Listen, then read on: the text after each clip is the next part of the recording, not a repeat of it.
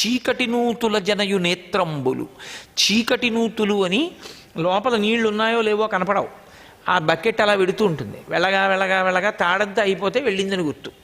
ఆ తర్వాత దాన్ని ఒకసారి ఇలా అంటే నీళ్లు వచ్చాయేమో, ఆ తర్వాత అందులో నీళ్లు ఉన్నాయో బకెట్లోకి వచ్చాయో ఎవరికీ తెలియదు. మళ్ళీ ఓ పావు గంట సేపు తాడు లాగితే అప్పుడు ఆ బకెట్లో నీళ్లు పైకి వస్తుంటాయి. దాన్ని చీకటి నూతులు అంటారు. నీళ్లు కనపడవు, అంత లోతైనటువంటి బావుల్లోంచి నీళ్లు తెచ్చుకుంటూ ఉంటారు. చీకటి నూతుల చెనయు నేత్రంబులు. ఆమె కళ్ళు గుడ్లు వెనక్కి వెళ్ళిపోవడం చేత చీకటి నూతుల్లో ఉన్నాయి. అంతంత పెద్ద పెద్ద కళ్ళు, అంత భయంకరమైనటువంటి శరీరంతో నేల మీద పడిపోయింది. పడిపోతే అక్కడ ఉన్నటువంటి గోపకాంతలు, యశోద, రోహిణి, ఇతరమైనటువంటి గోపాల బాలురు, గోపకాంతలు ఆ పూతన పడిపోయిందని భయపడలేదు. నిన్నగాక మొన్న పుట్టినటువంటి పిల్లవాడు ఈ శరీరంలో ఎక్కడ కింద పడిపోయాడో, నలిగిపోయాడో, ఇది వాళ్ళ భయం. ఎక్కడ పడిపోయాడో వెతకడానికి శరీరం 13 కిలోమీటర్లు, ఈయన 3 జాన్లు. ఈయన చంపాడంటే ఎవరైనా నమ్ముతారా? అది ఈశ్వర లీల. కాబట్టి ఇప్పుడు వాళ్ళు ఆ చివరి నుంచి ఈ చివరికి పరిగెడుతున్నారు. ఆ శరీరాన్ని పైకెత్తడం ఏం తేలికైన విషయమా? అసలు చూసేటప్పటికే హడిలిపోతున్నారు. మళ్ళీ లేస్తే గబుక్కుని అదో భయం.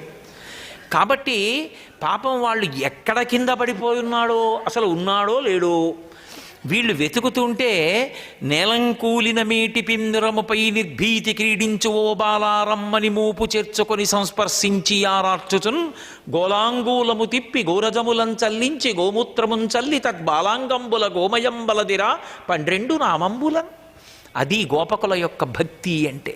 వాళ్ళకి పుట్టినవాడు పరమాత్మ అని తెలియదు, వాళ్ళకి పరమభక్తి అంతే.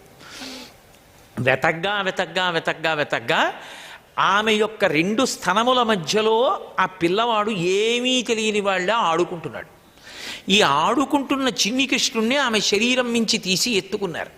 ఎత్తుకుని, అమ్మో అంత పెద్ద రాక్షసి గుండెల మీద ఉండిపోయాడు, పిల్లాడు జడుసుకున్నాడేమో, ఇప్పుడంటే ఇలా ఉన్నాడు, రాత్రి జ్వరం వస్తుందేమోనని ఉత్తర క్షణంలో వాళ్ళు ఏం చేశారంటే, ఉగ్రమైనటువంటి గ్రహములు ఏవైనా ఉంటే అవి ఆయన శరీరాన్ని విడిచిపెట్టేయాలని, హఠాత్తుగా కలిగినటువంటి ఉలికిపాటు వలన కలిగిన ఉద్వేగం తొలగిపోవాలని గోశాలలోకి తీసుకెళ్ళి ఆ ఆవు దగ్గర వెనక కాళ్ళ దగ్గరికి తీసుకెళ్ళి ఆవు తోక చుట్టూ తిప్పారు. లోకంలో ఒక లక్షణం, ఆ గోపృచ్ఛము అంటారు. ఆవు తోక పసిపిల్లలకి చుట్టూ ఒకసారి తిప్పితే ఎంత భయంకరమైనటువంటి బాలారిష్టములు చేసేటటువంటి గ్రహములు కూడా విడిచిపెట్టేస్తాయి. అందుకే ప్రత్యేకించి పొలిమేర దాటించే ముందు తప్పకుండా తోక చుట్టూ తిప్పి పంపిస్తారు. ఎందుకని అంటే పొలిమేర దాటేటప్పుడే ఇబ్బందులు వస్తాయి. అసలు పిల్లలకే కాదు, పెద్దవాళ్ళైనా కూడా. శాస్త్రవచనం ఏమిటి అంటే, పొలిమేర దాటేటప్పుడు ఆ ఊరి అధిష్టానానికి నమస్కారం చేసి వెళ్ళాలి. పసిపిల్లలకి అది ఉండదు కాబట్టి గోవు యొక్క పృచ్ఛాన్ని తిప్పుతారు, ఓసారి పిల్లల చుట్టూ తిప్పుతారు. గోమూత్రమున్ చల్లి ఆ గోవు యొక్క మూత్రాన్ని పిల్లవాడి మీద చల్లారు. గోమూత్రం పంచగవ్యాలలో ఒకటి. ఆ కారణం చేత ఆ పసిపిల్లవాడి శరీరానికి కలిగినటువంటి ఉలికిపాటు, మానసిక ఉద్వేగము వలన కలిగేటటువంటి రుగ్మతలు ఉపశమిస్తాయి, ఉగ్రగ్రహముల యొక్క పీడ వదులుతుంది.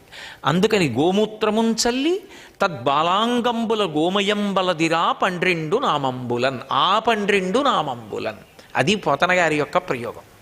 ఆ 12, ఏ 12 అంటే 12 విష్ణువుకి సంకేతం, 16 గణపతికి సంకేతం, 8 శివుడికి సంకేతం. ఒక్కొక్క అంకెని బట్టి అది ఎవరికి చెప్పారో చెప్పేయచ్చు.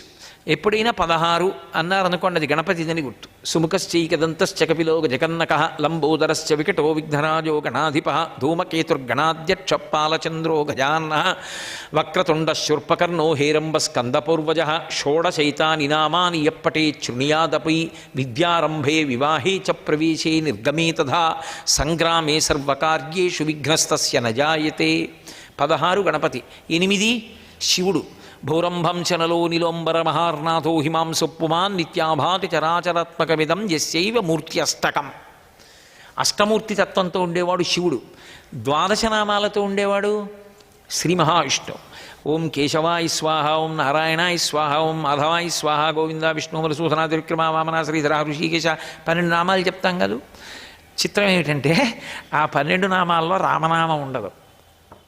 అసలు ఏ నామాన్ని విడిచిపెట్టకూడదని చెప్తామో ఆ నామం విష్ణువు యొక్క 12 నామాలలో లేదు. అంత గొప్ప నామం ద్వాదశ నామముల యందు స్థానం ఇవ్వలేదు. మరి అది దోషం కదండి. అటువంటి రామనామం ఎందుకు లేదు అని అనుమానం రావచ్చు. అది ఒక్క మాట చెప్పి వదిలేదు కాదురా, ఇవి రోజుకు ఓ మాట చెప్పినా పర్వాలేదు, అది ఎప్పుడూ చెప్తూనే ఉండాలి, అందుకని ఒక మాట చెప్పమని మేము దాంట్లో చెప్పలేదు. అది సిద్ధాంతం. సర్వం శ్రీ ఉమామహేశ్వర పరబ్రహ్మార్పణమస్తు. స్వస్తి.